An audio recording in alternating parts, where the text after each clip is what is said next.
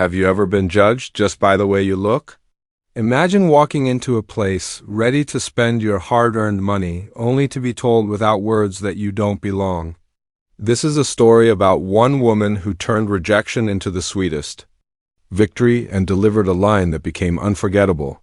The scene opens not with faces but with the energy of the street. Rodeo Drive, an elegant stretch of polished glass windows, glowing spotlights and rows of luxury shops standing like fortresses of wealth. Expensive cars glide past, their chrome flashing in the California sun. The hum of the city is muted by the thick glass of high-end boutiques, where time seems to move slower and only money speaks loud enough. We see the outline of a woman. Not her face, but her walk, confident yet curious, a mix of hope and uncertainty. She pauses outside a store window. Behind the glass, mannequins are draped in glittering gowns, shoes displayed like jewels on velvet stands. She presses her hand lightly against the glass as if trying to picture herself inside that world.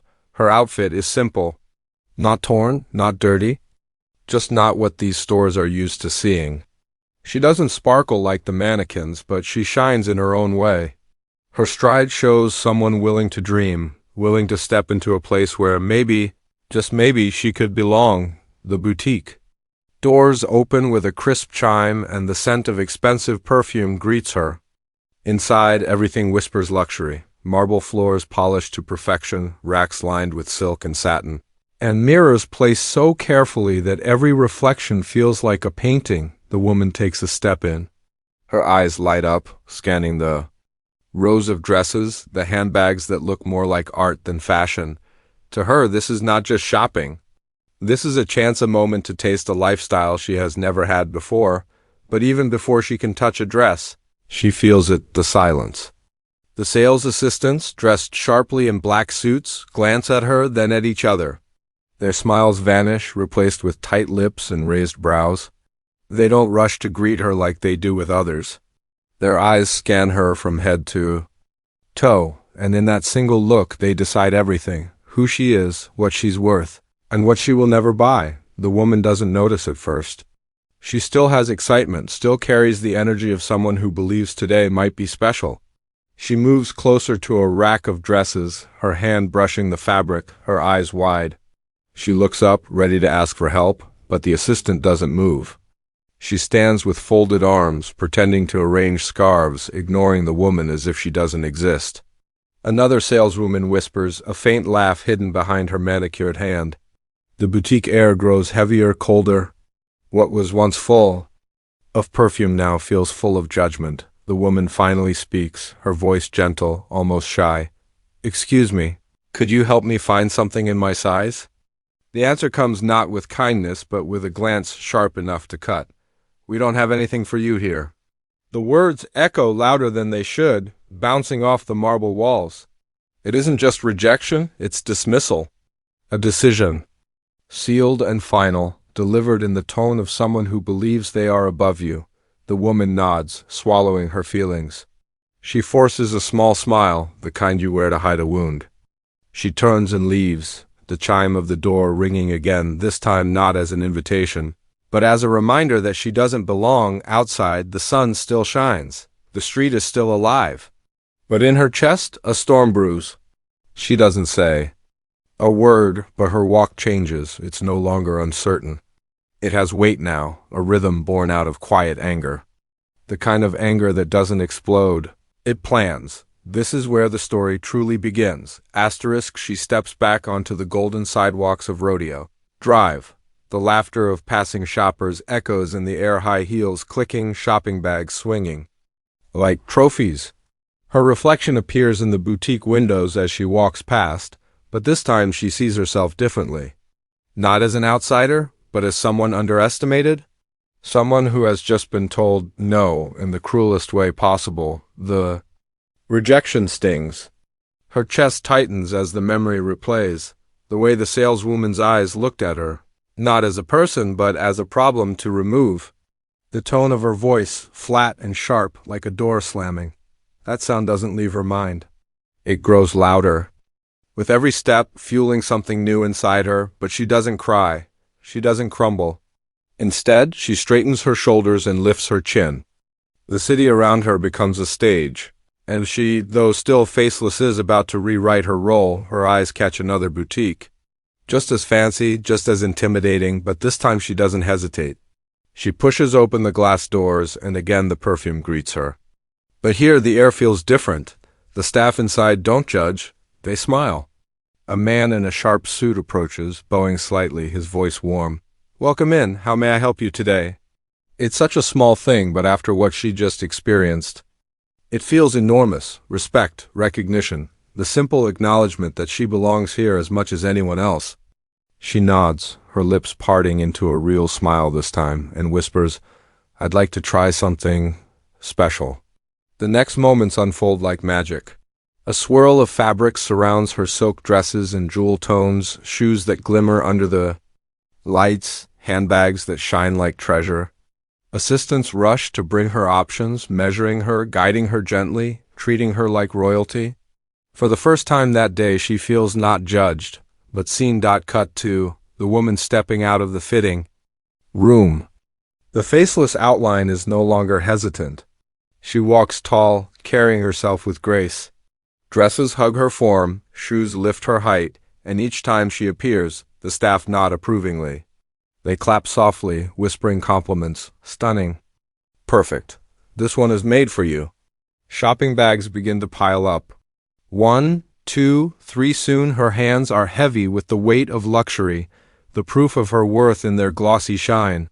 Outside, a valet rushes to help her, carefully placing the bags into her car.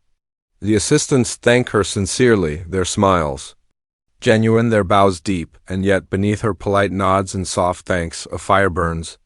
Every dress, every handbag, every purchase is not just a treat for herself, is fuel for a plan.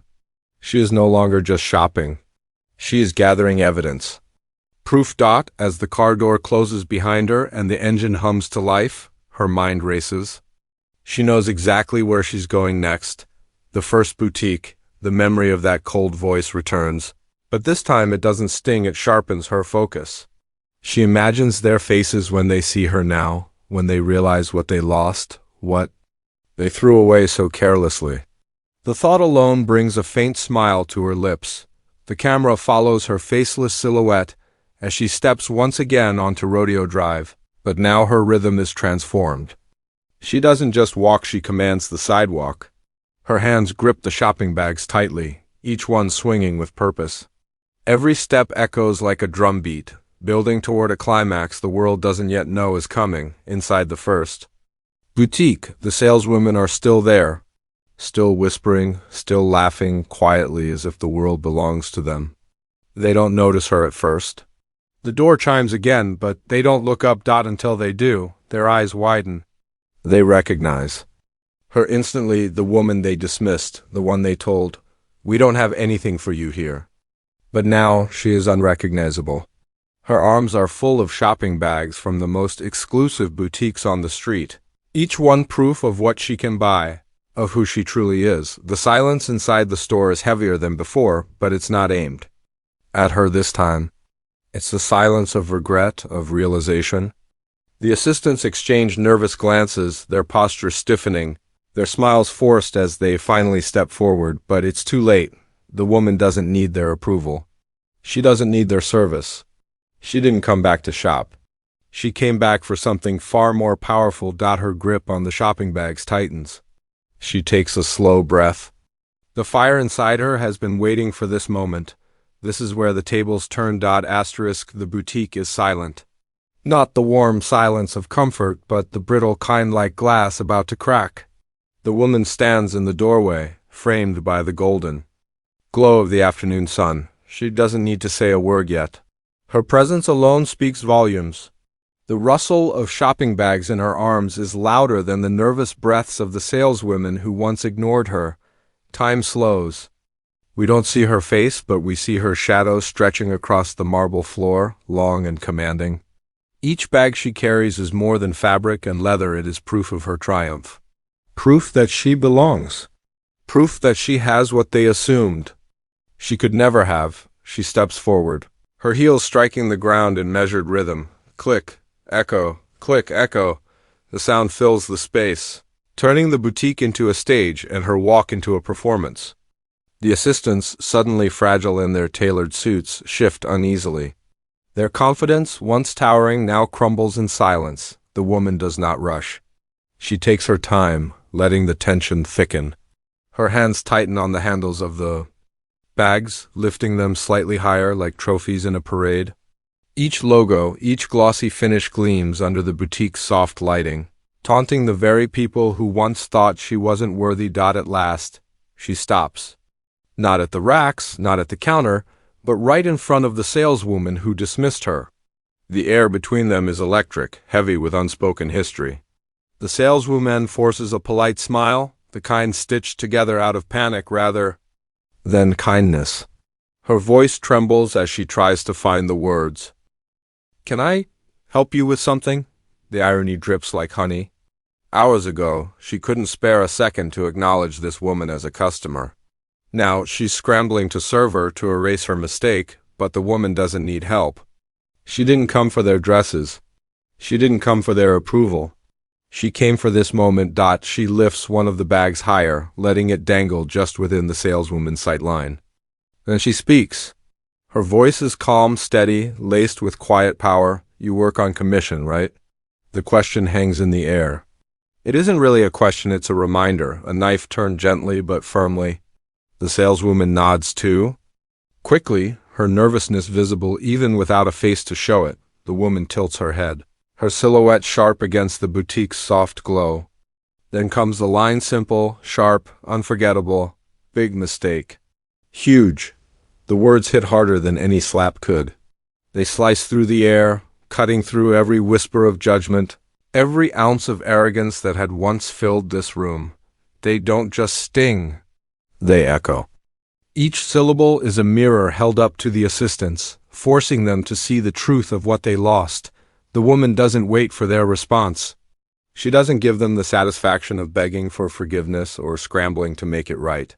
Instead, she turns, her shopping bag swaying with deliberate pride.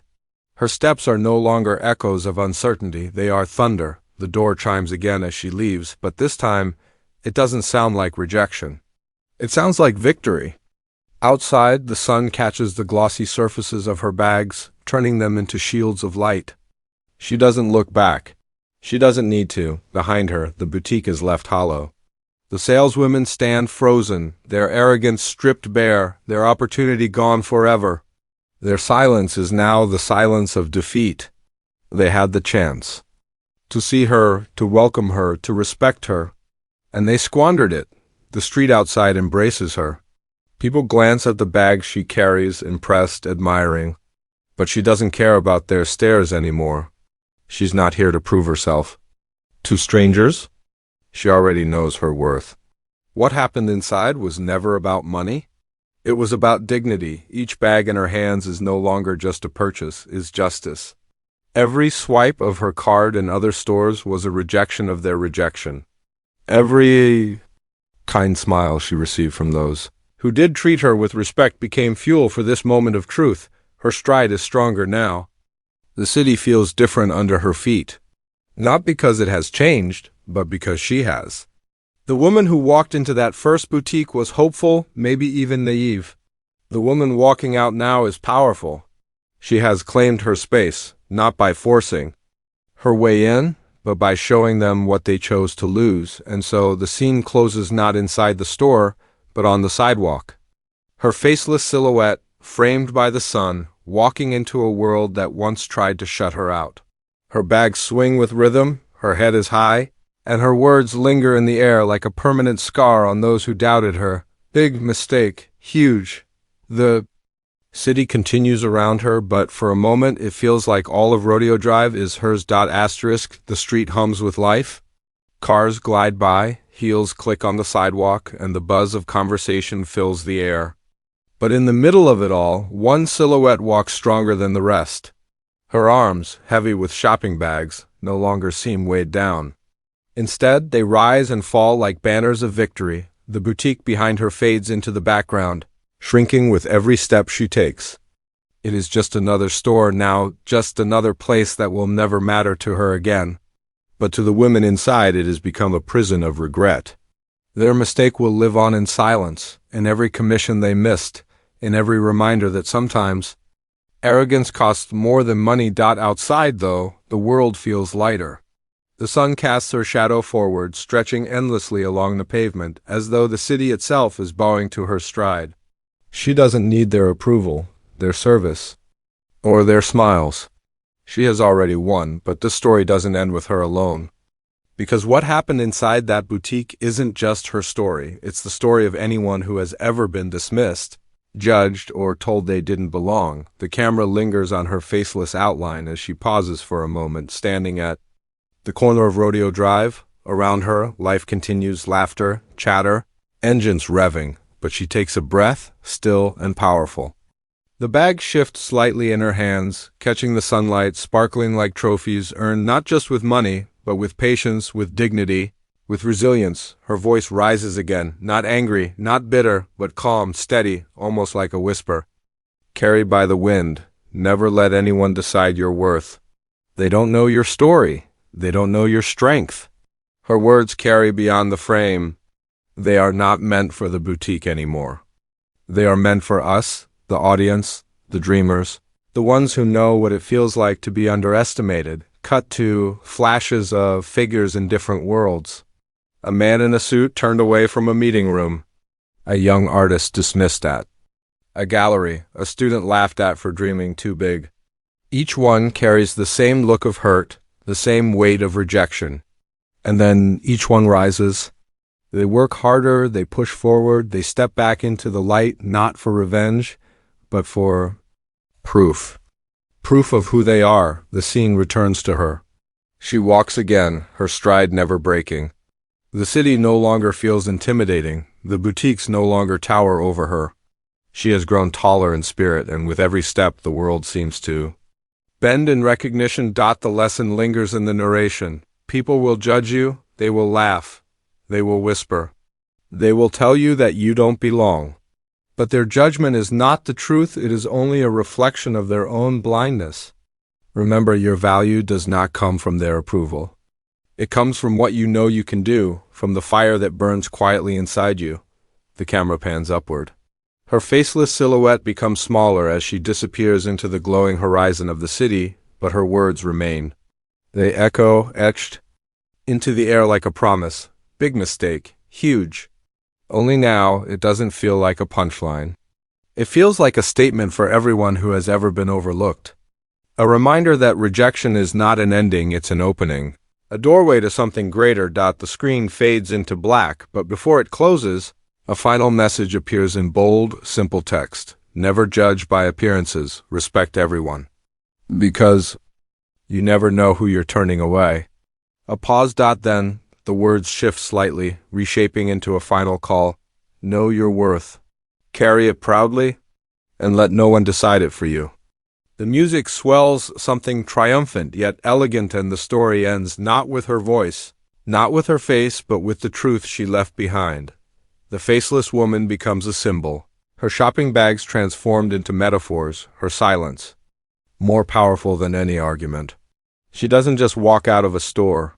She walks into legend. And as the credits fade, the audience is left with a single thought: simple, sharp, unforgettable, big mistake, huge.